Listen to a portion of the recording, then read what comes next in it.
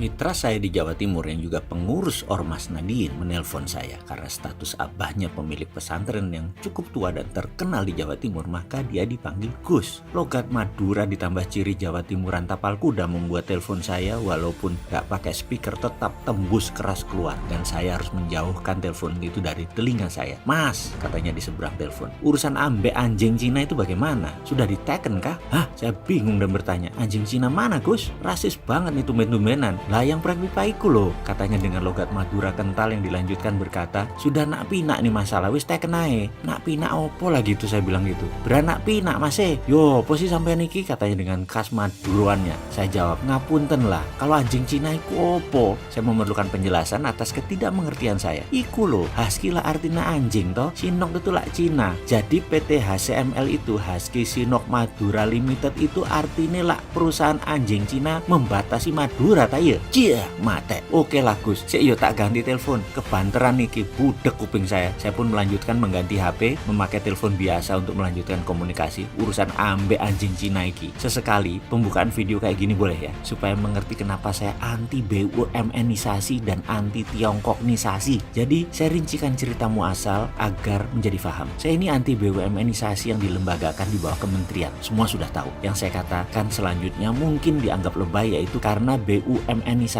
ini saat ini membuat bisnis swasta terpukul, sektor retail terpukul dan banyak pengusaha terpukul. Yang terpukul di sektor swasta di strata ekonomi atas dan tengah, yang main hanya di sektor bawah. Ini tidak terasa di awalnya efek BUMN-isasi ini, tapi sekarang lambat laun sudah mulai terasa di bawah. Dan saya percaya sebentar lagi sektor bawah terjepit kering karena efek BUMN-isasi ini. Yang disebut sontoloyo lebay itu adalah saya mengatakan BUMN-isasi melemahkan rakyat. Ujung-ujungnya ekonomi kerakyatan yang dijunjung di Undang-Undang Dasar 45 tidak terlaksana karena BUMN adalah state capitalism, tetap kapitalis, hanya ditambah sektor negara. Jadi pakai instrumen negara sebagai pelindung dan regulasi. Ini keterlaluan. Rakyat akan terkena dampaknya. Ekonomi akan turun. Sistem sosialis itu bisa jalan baik di negara otoriter seperti Cina. Cina sekarang malah mengambil nama sosialis kapitalis. Di atas kapitalis, di bawah pemerintahan sosialis. Ini yang membuat saya bertanya di rezim sekarang, apa mau jadi otoriter? Enggak kan?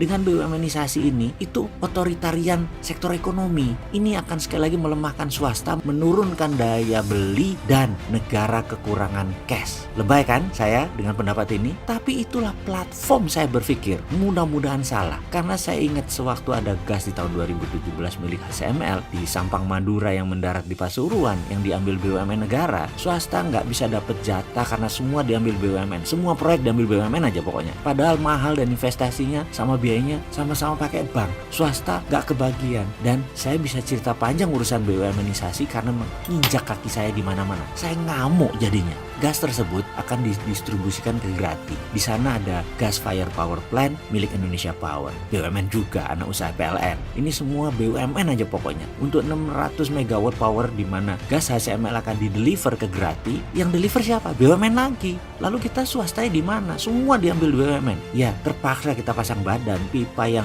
buat distribusi, kita nggak kasih tanahnya. Tanah ini milik kami, milik asli putra daerah. Kita demo. Kalau nggak diberikan pemipaannya, jangan harap pipa ini terpasang di tanah kami. Pokoknya gaya preman deh. HCML panik karena investasi $1 billion bisa rugi kalau tidak terdeliver gasnya. Indonesia Power nggak ada gas juga bisa nggak jalan power plantnya. BUMN gas bisa kena penalti HCML. Semua pusing. Kita shutdown. Kita di tengah. Kita punya aset tanah, kita punya teknologi, kita punya uang. Mana hak daerah yang jauh lebih murah dari BUMN? Intinya kami ngambek. Kalau nggak dikasih pipanya, kita nggak kasih tanahnya. Kita ngamuk semua. Bahkan kita nggak ada takut-takutnya. Bahkan TNI kemarin masuk. Kami lawan. TNI ternyata baik. Begitu sadar bahwa ini untuk rakyat, TNI langsung mundur dan membela kami malah akhirnya. Intinya adalah semua akhirnya mengalah. Akhirnya kita dikasih kontrak setelah berantem selama 2,5 tahun. Di SK kami gas, kami terkenal sekali. Terkenal rebel. Kami yakin kami dibenci sama bos BUMN dan bos ESDM. Bodoh amat, putra daerah pokoknya harus dapat. Daerah harus dapat manfaat. Kami tidak merugikan kok, harganya sama. Masa daerah hanya dikasih CSR? Emang kami pengemis apa? Emang kita sejajar sama orang tidak mampu, duafa. Enak aja lu memperlakukan rakyat begitu. Kita fight, kita ada skill, kita ada uang, ada pengetahuan, malah lebih baik kami dari BUMN Gas kalau pengalamannya. Akhirnya mereka menyerah. Akhirnya kita dikasih jatah pipa 14 km.